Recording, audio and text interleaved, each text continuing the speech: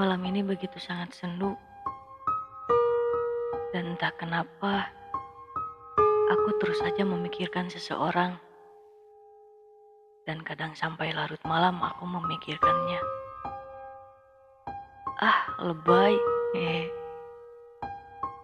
Tapi betul, ia begitu sangat tidak bisa membuatku tertidur. Selalu saja dirundung cemas. Oh iya, sekarang kan sudah mulai masuk sekolah ya. Selamat bertugas adik-adik SD, SMP, SMA.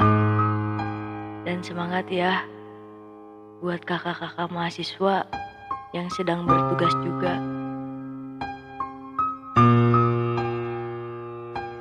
Tapi mungkin juga ada yang mendengarkan cerita ini sembari duduk menikmati alam, sedang bekerja, sedang di perjalanan, atau mungkin cerita ini didengarkan sebelum kalian tertidur. Selamat tidur ya buat kamu yang sedang mendengarkan ini sebelum tertidur. Buat teman-teman semuanya, semangat beraktivitas ya. Jangan menyerah di masa pandemi ini. Semangat bertugas.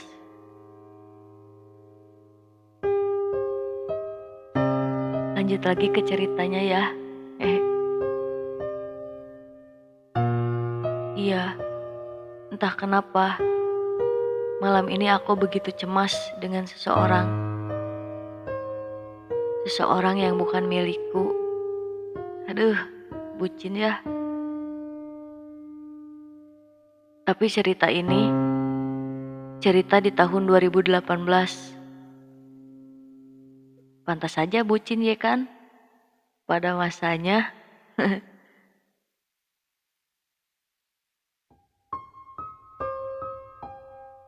Jadi lupa sampai mana ceritanya ya.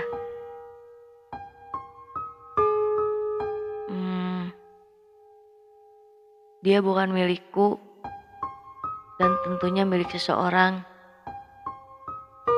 Entah aku yang telat dengan perasaanku atau dia yang kecepatan dapat gebetan. Setiap malam aku selalu saja dirundung sendu. Entah aku akan bertanya kepada siapa. Apakah kepada bulan, bintang, atau sekedar menitip pesan kepada angin agar perasaanku tersampaikan.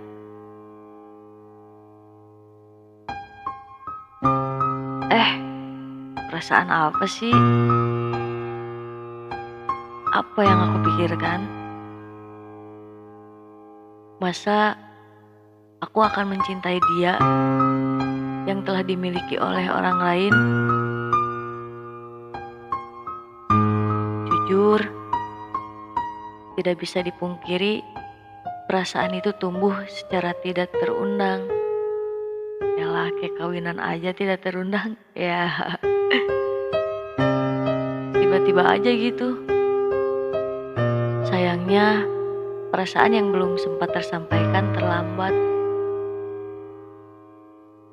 Setiap malam, terus saja terlanda oleh perasaan cemas. Perasaan yang ingin tahu dia sedang apa, lagi apa, di mana, sama siapa. Yolanda. Kok jadi nyanyi? Santai aja ya di podcast kali ini. Sambil bercanda, kan kalau serius dianya sudah dipelukan oleh orang lain.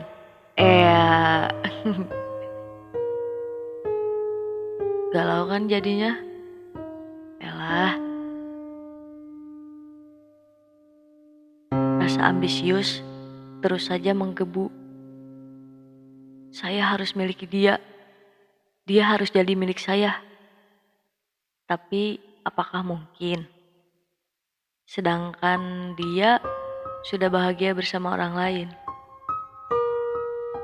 Selalu saja ada di pikirku bahwa suatu saat dia akan membuka hatinya untukku. Nah, jadi berharap kan? Elah, ternyata sudah jauh perasaanku ini. Hari-hari terus terjalani, melihat dia yang telah dimiliki. Memilih untuk bungkam perasaan yang belum tersampaikan. Terlihat jelas oleh mata bahwa dia bahagia bersamanya. Walau bagaimanapun, cepat atau lambat, aku harus segera sampaikan makna kecemasan yang selalu mengganggu hariku. Aku tidak mau terus berlarut dalam kecemasan, memikirkan seseorang yang jelas tidak peduli dengan perasaanku.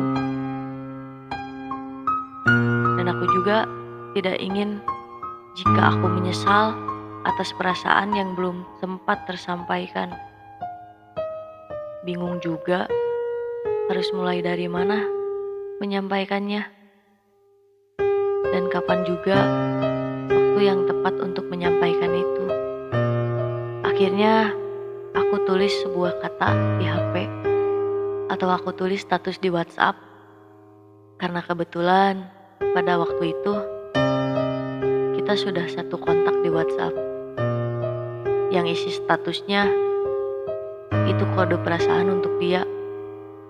Alay gak tuh pada waktu itu? Mungkin sekarang juga masih ada yang kayak gitu ya. Pastilah masih ada. Kita satu server ya, pakai kode-kodean segala. Entah pada saat itu dia peka atau enggak, yang pasti aku tulis aja gitu supaya dia baca dan bertanya, itu untuk siapa? Atau kenapa? Ada apa? Kok nulis status kayak gitu? Ada masalah apa? Cerita dong. Nah, itu yang aku harapin.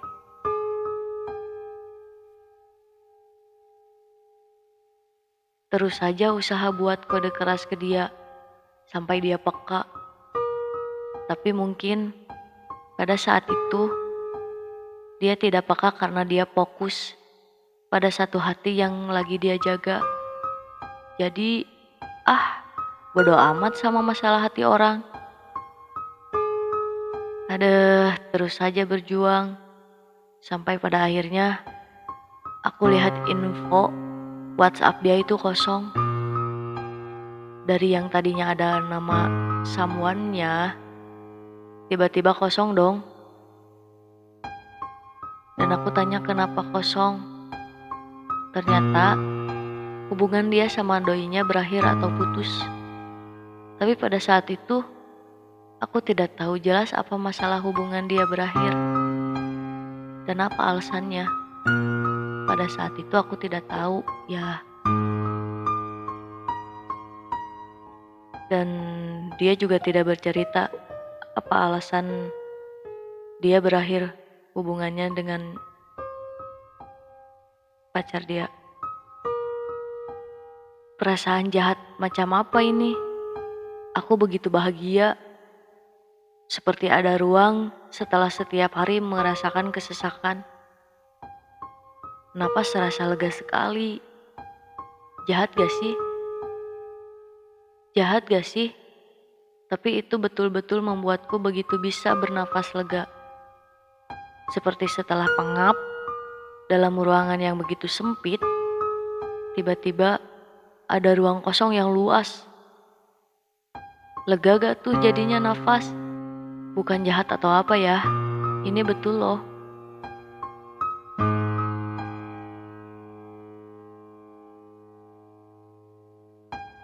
Aku selalu berpikir, jika dia tidak punya someone yang spesial di hati dia, itu artinya aku aku bisa lebih leluasa memberikan kode keras tentang perasaan itu. Rendah sekali harga diri, sampai segitunya punya perasaan ke orang. Hari demi hari, lembar demi lembar, obrolan di WhatsApp semakin membuat kita dekat. Dan kita juga jadi tidak canggung bercerita tentang masalah pribadi, problem tentang keluarga. Kita jadi lebih dekat pokoknya. Syukurlah kita semakin dekat, tapi tetap saja semakin kita dekat, semakin kita banyak bicara tentang semua hal, aku semakin cemas.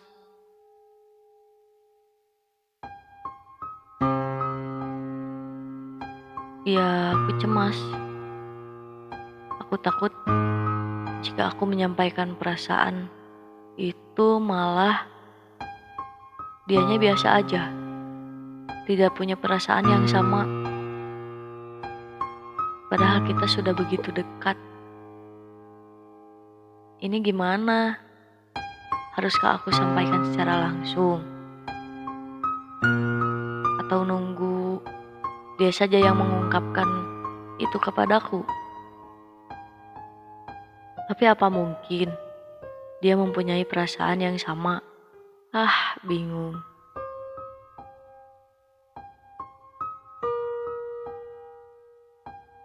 Aku memutuskan untuk mencoba langsung sampaikan saja duluan perasaanku kepada dia. Deg-degan, takut perasaan ini tidak terbalaskan, takut kecewa, takut juga sedih karena jawaban dia. Tapi aku tidak ingin berlama-lama menyimpan hal ini. Aku takut jika terus aku simpan, itu artinya aku harus terus bertahan dalam kesesakan. Ya udah, aku sampaikan saja hal ini kepada dia. Buat kamu, seseorang yang selalu mengganggu tidurku, yang selalu menghantui hari-hariku, terima kasih. Bayang-bayangmu selalu membuatku terus bersemangat. Aku ingin menyampaikan perasaan apa yang selama ini aku bungkam, aku simpan. Setelah beberapa waktu aku lalui bersama kamu, perasaanku tumbuh. Dan tidak bisa aku bungkam lagi bahwa aku telah jatuh hati mencintaimu secara diam sejak kamu memiliki orang lain. Maaf jika aku lancang menyampaikan ini. Dan maaf jika kamu risih. Jika kamu berkenan, aku ingin kamu menjadi bagian dari hari-hariku dan menjadi genggaman tangan kananku kemana aku pergi.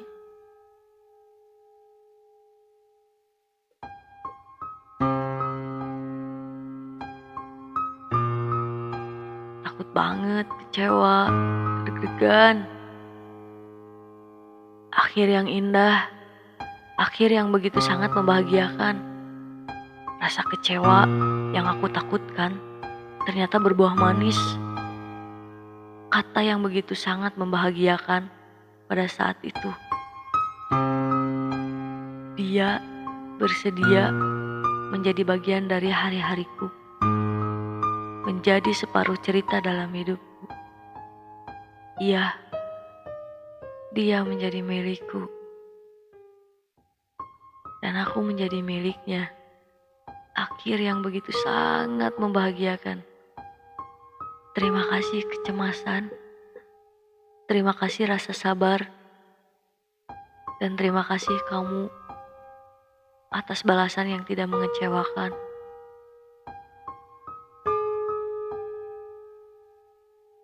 Ternyata kita sama-sama memilih membungkam perasaan masing-masing. Terima kasih dunia, aku menyayanginya.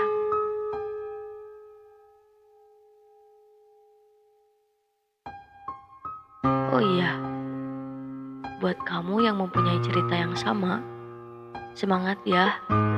Jangan menyerah memperjuangkan perasaanmu. Jangan takut. Segala sesuatu tentu ada resikonya. Jangan sampai kamu terlalu lama menyimpan perasaan yang menyesakan itu ya. Apapun jawaban dia, setidaknya itu bisa membuatmu lega. Bisa menghela napas dengan bebas, tanpa perasaan cemas. Tenang saja, jika kecewa, kamu jangan berhenti di situ. Kamu harus lanjutkan pencarianmu, walaupun bukan dia. Semangat ya, selamat berjuang, pejuang perasaan. Jangan menyerah, pencarian akan berakhir jika sudah pasenya.